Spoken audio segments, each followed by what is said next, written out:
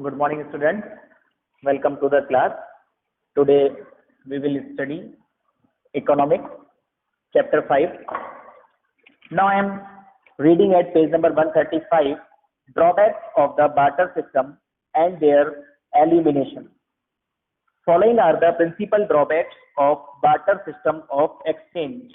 It is with the introduction of money that these drawbacks have been eliminated. So whatever were the drawbacks under barter system now have been removed with the introduction of money, that is clear. So now we are reading drawbacks. We have to think about the past when there was no money.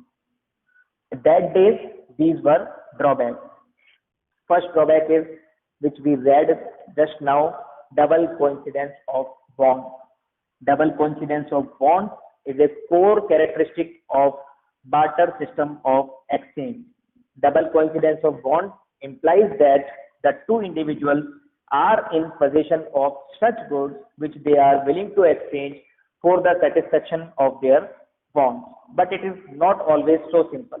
It is not so simple to find a person who wants your horse and at the same time has a cow that you want to buy. Try to understand. If double coincidence of bonds means आपको जो चाहिए वो सामने वाले के पास होना चाहिए और सामने वाले को जो चाहिए वो आपके पास होना चाहिए, तब जाके exchange possible है, otherwise not.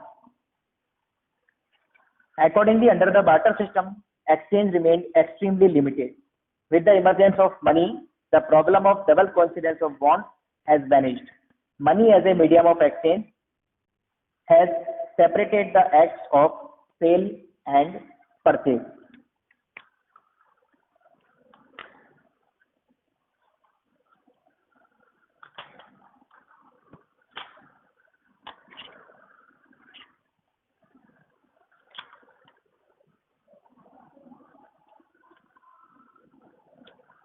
So, next is lack of a common unit of value. What is the value of your car?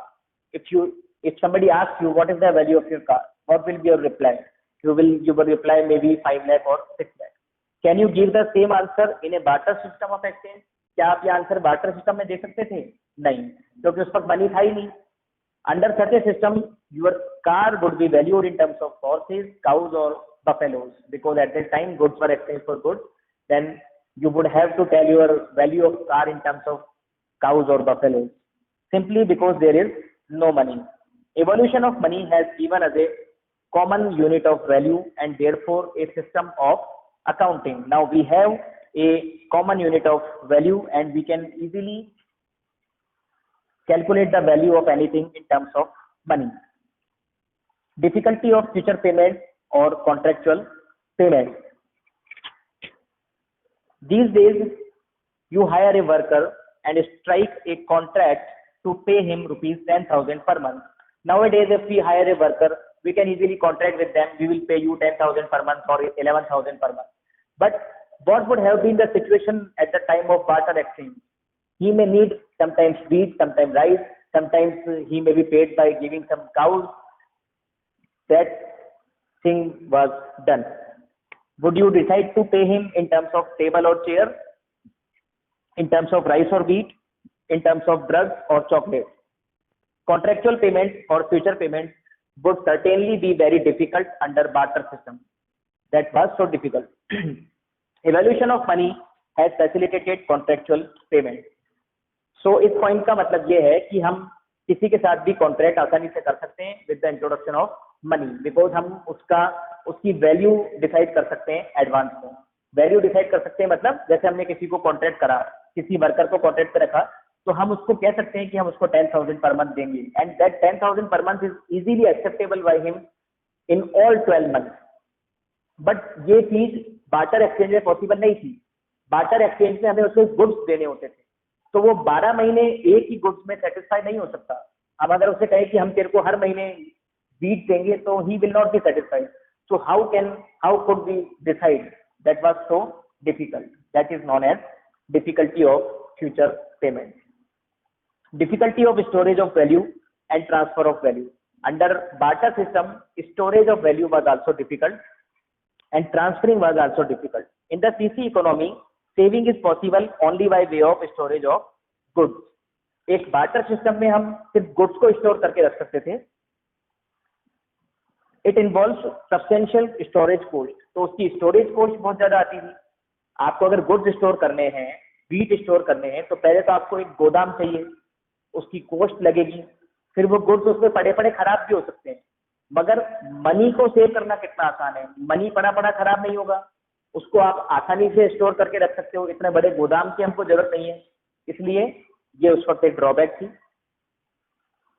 It involve substantial storage cost as well as the fear of capital loss. नुकसान भी हो सकता है. आपने goods भर दिए गोदाम में, अगर फ्लड आ जाए, अर्थक्वेक आ जाए, कुछ भी हो जाए, उसमें कीड़े पड़ जाए, तो वो खराब हो जाएगी owing to natural disaster.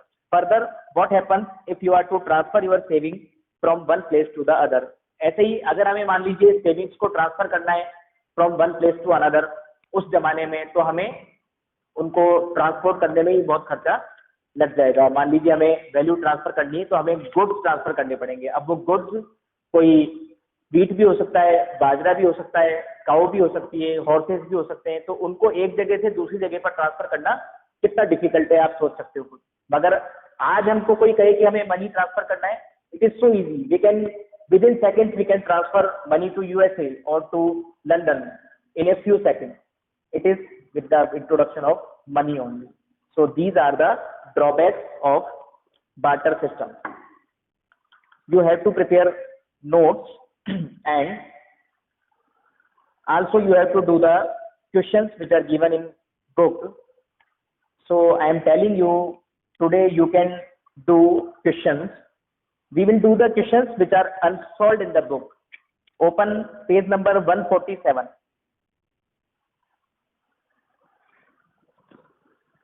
CBSE questions past 5 years मिल गया आपको.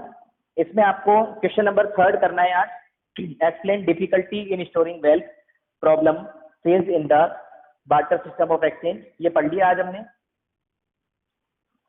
स्टेट 2 कंपोनेंट्स ऑफ, ये नहीं हो सकता.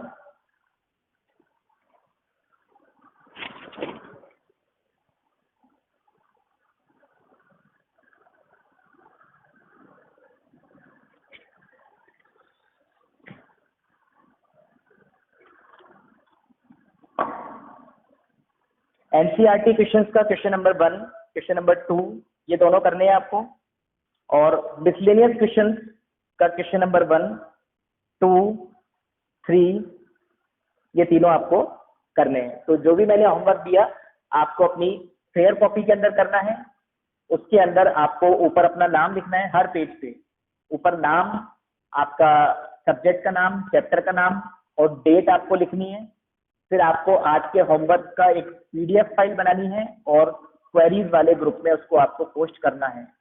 जिनका होमवर्क आएगा उनकी ही अटेंडेंस लगेगी, उनको ही मार्क्स मिलेंगे, इंटरनल मार्क्स.